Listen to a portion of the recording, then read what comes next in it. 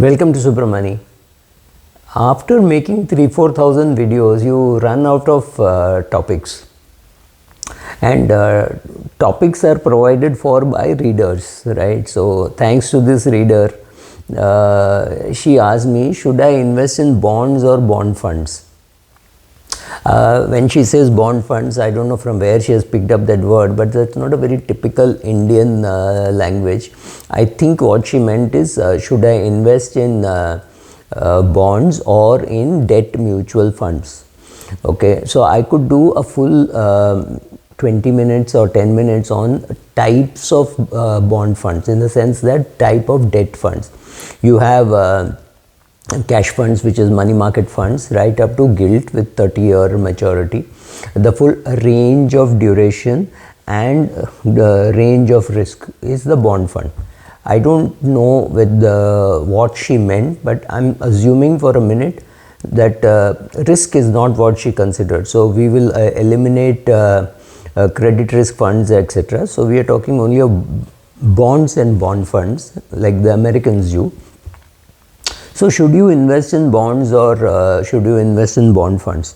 Normally, whenever I see anybody's portfolio, a retiree's portfolio, I mean, I'm not talking of corporate portfolio, it is a combination of some equity mutual funds, some bonds, fixed deposits, bond funds, right? It's a combination. When I'm saying bond funds, I mean debt mutual funds. So largely there are 2-3 theories. One, you cannot lose money in a gilt fund. You cannot lose money in a gilt stock, because let's say you bought some bond today, which is with the GSEC, okay, is yielding 7%, just for calculation purposes. Now you bought it in 2024, so it will mature in 2054. It's a 30-year bond. Now for the next 30 years, you will get 7% a year. That means if you have bought a 1,000 rupee bond, you will get 70 rupees every year, 35 in September and 35 in March, right? That's how two coupons. So your duration should come to something like 8.1. Let's not even get into that. Duration means that period of time in which you get back your money. So since you get back some interest, and that can get reinvested, the 10-year bond looks like a 8.1-year bond, that's all. Or a 30-year bond will look like a 24-25-year bond. But you don't really need to get into it. Largely, the argument is, when you hold a government bond or any bond which does not default, you will never lose money. You will get back your capital as it is, right? Because you put 100 rupees, you will get 100 rupees. You will not get 101, you will not get 99. Whereas bond funds could fluctuate, and it could go up and down. And when you are invested in a gilt fund, right now I'm invested in a gilt fund where I'm getting 18% return. Why am I getting that? That's a different thing. We'll talk about it separately. The argument is, you should invest in bonds directly, not bond funds, because bond funds fluctuate in value. So basically, to understand this, you will have to understand how bonds and bonds work, right? The truth is, it's a misconception that only bond prices don't fluctuate and only the bond funds fluctuate. That's not true. The bond portfolio is the sum of all bonds. So if the bonds don't fluctuate in value, the bond fund can't fluctuate in value. So bonds, actually what happens when you buy a bond, you pay 1,000 or 10,000 or 1 lakh for the face value of the bond, and you hold it to maturity. You don't on a day-to-day basis mark it to market value. You don't look at the market price every day, because you're not going to sell it. You bought it for 10 years or 30 years, whatever, and you're going to hold it. So you don't look at the price on a day-to-day basis. This is like the house in which you live, right? You don't look at the house price on a day-to-day basis. Maybe 20, 30, 40 years later, one day when you have to sell, you look at the price of the house. Exactly like that, you put money in a bond or a bank fixed deposit. You put money in a bank fixed deposit. You don't go and ask the value to the bank on a daily basis, saying, I have put a 1 lakh deposit, what is it worth? It's not worth anything. It is worth 1 lakh, and you will get back 1 lakh at the end of the tenor, right? The bond fund, whereas in the bond fund, the fund manager marks it to market on a daily basis. So every day when there is a price fluctuation, let's say you bought a bond which was giving you 5% yield, and then interest rates go up, what will happen is the value of your bond will go down, because I can get the same amount of interest, 5 rupees interest, by investing less. Maybe by investing 90 rupees I can get that. Theoretically it is more than the 90 rupees, but you can invest 90 rupees and still get 5. Actually you can invest 85 rupees and still get 5 rupees. 5 rupees is what you are getting on the 1000 rupee bond. So obviously immediately the price of the bond will fall. That is about all. So to give you an example, the NAV or the NPV calculates the current value of the future cash flows, which means the future cash flows is assumed that it will now, the market rate is 6%, whereas you're getting 5%, so it will be at a discount. Discounted at a specific rate, usually the market rate of interest, which could be 7% for say gilts.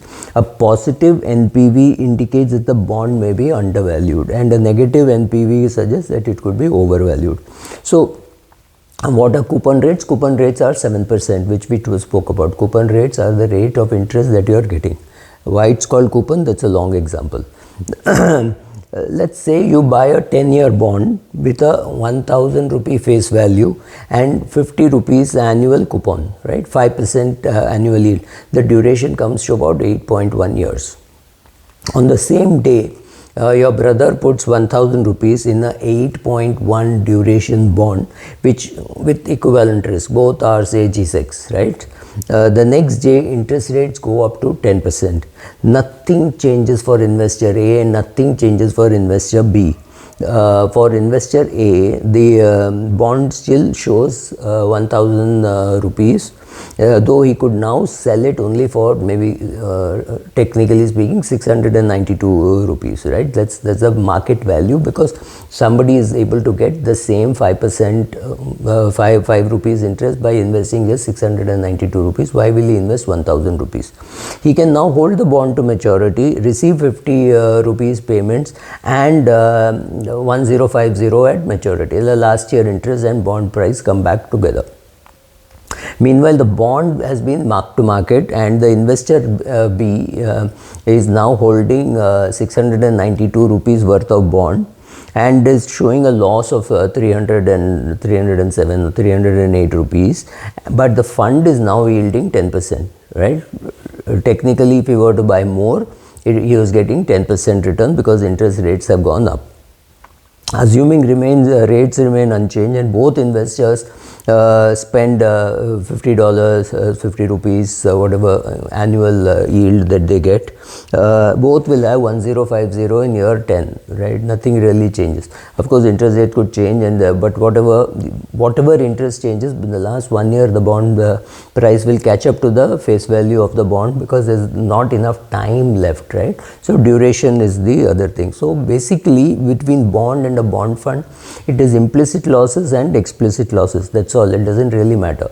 Bonds mature, but bond funds don't mature. This is another complaint one hears. Actually, bonds mature, but if you have a portfolio of bonds, they all don't mature on the same date. They mature at different dates. Same thing happens in a bond fund.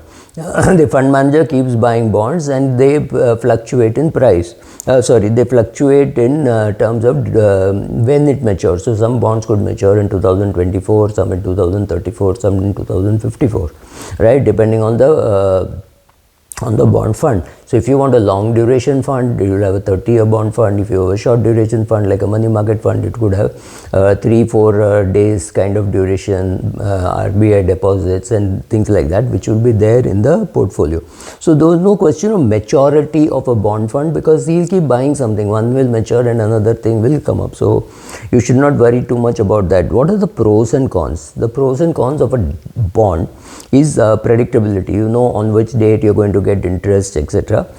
You can custom build. You can say, okay, I want this maturing in 2034, 35, 36, 37, 38. You can custom build it, and you'll know the predictable value at maturity. You're not worried on a mark-to-market basis, on a day-to-day basis. Their disadvantages: you require a lot of capital, it requires a lot of talent. Only for big corporates would I advise this. This is not something which a small investor, even with 2-3 crores, should be trying to do. It requires tremendous amount of market knowledge, it requires time and ability to manage this. So this is not recommended at all. I'm just giving this, I'm just doing this discussion for completely theoretically. The advantages of a bond fund is diversification. Even if you have 100 rupees, you can diversify, or 500 rupees, you can diversify. You look at a bond fund, you look at the assets that he holds, you can put 500 rupees, you can do an SIP, you can enter any time, exit any time. There could be an exit load for a year or two, but after that there is no exit load. You can create a monthly income out of a bond fund by investing in a bond fund growth option and doing a systematic withdrawal plan after 2-3 years. So after the gain shifts from short-term capital gain to long-term capital gain, and you can create a monthly income out of it by creating a SWP. There is zero maintenance level. You don't have to worry whether the check has got credited, checking your bank account, or maybe once upon a time going and collecting the check and depositing it in the bank, right? Those are not necessary. Of course, the disadvantages are NAV fluctuation. So if you are looking at it on a daily basis, yes, you might see a lot of fluctuation. The other advantage of a bond fund is tax. If you shift to, if you go for a growth option and you withdraw only after 4 years, 3 years, 4 years, 5 years, maybe 10 years, the advantage is you pay tax after 10 years. So if you're a 55-year-old and you think your income will go down post retirement, maybe, and you want to start withdrawing only at the age of 65, it's a great way to invest. And you say, okay, it will be a growth option, and after 10 years, hopefully by the time the money has doubled, sorry, you can start withdrawing a small amount every month. So these are the advantages and disadvantages. I personally don't touch bonds. I put only in debt mutual funds, right from liquid fund to liquid fund and ultra short to gilt. So right now my best performing fund is of course the gilt fund, because interest rates are high and only likely to go down. Thank you.